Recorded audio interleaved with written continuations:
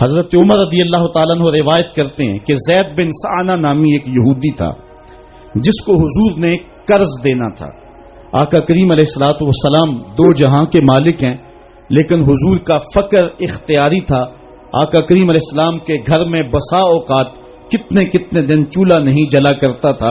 حضور ادھار لے کر کے لوگوں کی مصیبتوں کو بھی دور کرتے اور گھر کا چولہا بھی بعض اوقات ادھار لے کے گرم کرنا پڑتا. اعلیٰ حضرت فرماتے ہیں مال کے کونین ہیں گو پاس کچھ رکھتے نہیں، دو جہاں کی نعمتیں ہیں ان کے خالی ہاتھ میں. تو کہتے ہیں کہ ایک دن حضور علیہ السلام کی خدمت میں ایک شخص حاضر ہوا جس کا نام زید بن سعانہ ہے اور یہودی ہے، اور اس نے حضور علیہ الصلوۃ والسلام سے قرض کا تقاضا کیا، لیکن تقاضا اتنے سخت انداز سے کیا کہ اس نے حضور علیہ الصلوۃ والسلام کی قمیص کو پکڑ کے کھینچا بھی. تو حضرت عمر رضی اللہ تعالیٰ عنہ نے جب دیکھا تو بڑے گھور کے اس کی جانب دیکھا اور اس کو پیچھے ہٹاتے ہوئے کہا کہ تجھے شرم نہیں آ رہی کہ اللہ کے رسول کے ساتھ کیسے سلوک کر رہا ہے اور میں تیرے سامنے موجود ہوں.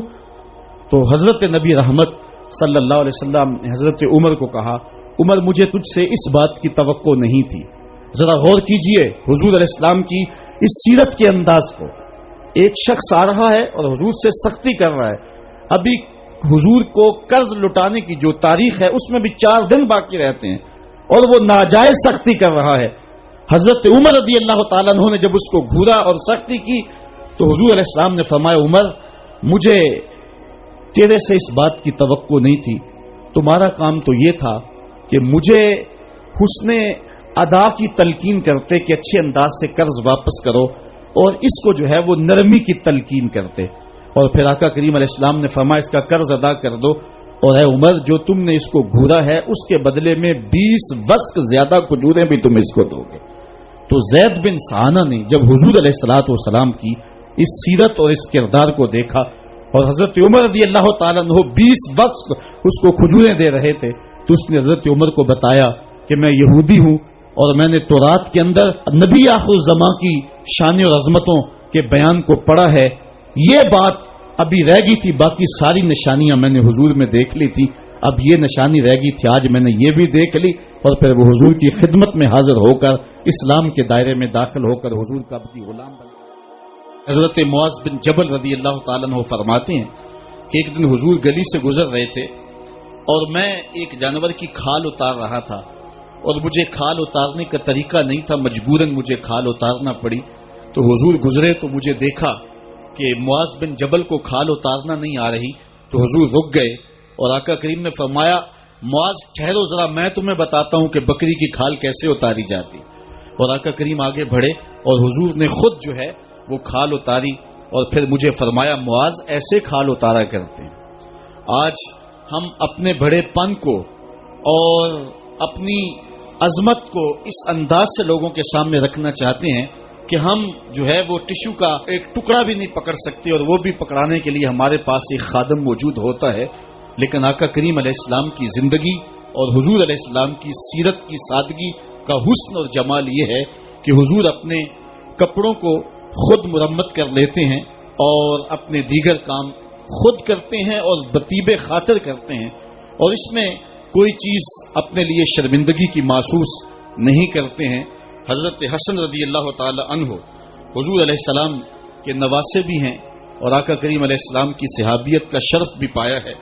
کہتے ہیں کہ کانا یجلس علی الارض، حضور علیہ السلام کی سیرت یہ ہے کہ حضور زمین پہ بیٹھ جاتے تھے. زمین پر بیٹھنے میں حضور شرمندگی محسوس نہیں کیا کرتے تھے، اس کو اپنے سٹیٹس کے خلاف نہیں سمجھا کرتے تھے. زمین کے اوپر حضور بیٹھ جایا کرتے تھے اور فرماتے ہیں وَيَطْعَمُ، اور زمین کے اوپر بیٹھ کر کے حضور علیہ السلام کھانا تناول فرمایا کرتے تھے. حضور کی عادت یہ تھی کہ آقا کریم جب بھی کھانا کھاتے تو حضور جھک کر کے کھانا کھاتے. فرماتے ہیں کہ میرے پاس ایک فرشتہ آیا جو کعبۃ اللہ کے صحن میں کھڑا تھا اور اس کی کمر کعبۃ اللہ کی چھت کے برابر تھی، اتنا اس کا قد تھا. اور اس نے مجھے کہا کہ آپ اگر چاہیں تو آپ کو نبی اور بادشاہ بنا دیتے ہیں، اور آپ اگر چاہیں تو آپ کو عبد اور نبی بناتے ہیں. تو فرماتے ہیں کہ میں نے جبریل کو دیکھا اور جبریل مجھے اشارے سے تواضع کا حکم دے رہے ہیں تو میں نے عرض کی کہ میں نبی اور عبد بننا چاہتا ہوں. تو جب یہ بات حضور نے کہی تو فرمایا عائشہ اگر میں نبی اور بادشاہ بنتا تو یہ جتنے بھی پہاڑ ہیں یہ سونا بن کے میرے ساتھ چلتے، لیکن میں نے اس بات کو اختیار نہیں کیا. اور اس کے بعد حضور علیہ السلام جب بھی کبھی کھانا کھاتے تو حضور جھک کر کے کھاتے، جس طرح مالک کی دہلیز سے خیرات ملتی ہے اور کوئی خادم اس کو جو ہے وہ شکرانے کے طور پہ جو ہے وہ انتہائی عزت کے ساتھ کھاتا ہے.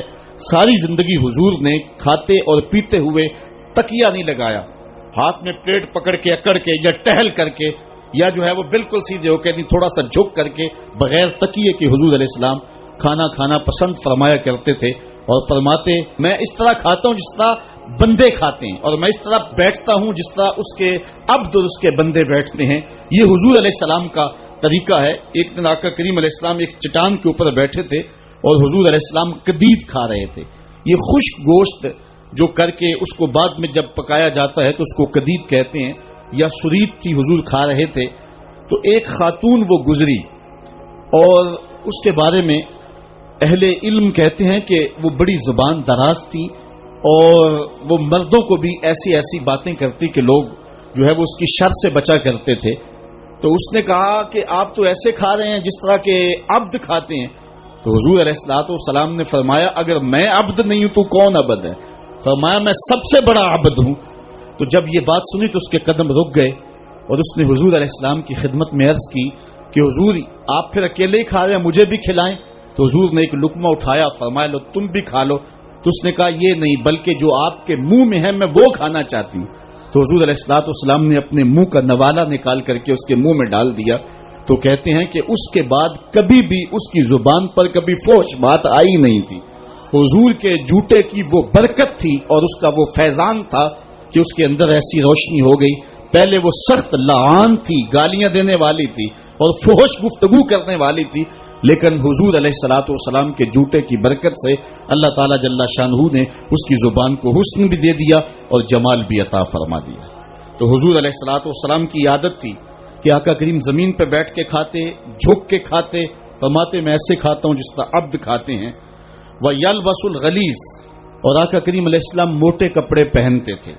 باریک ترین کپڑے پہننے سے حضور نے گریز کیا ہے. اور یہ وَيُطِيلُ الصَّلَاةَ، اور حضور کی نماز لمبی ہوا کرتی تھی. وَيُكَسِّرُ الْخُطْبَةَ، اور خطبہ حضور مختصر فرمایا کرتے تھے.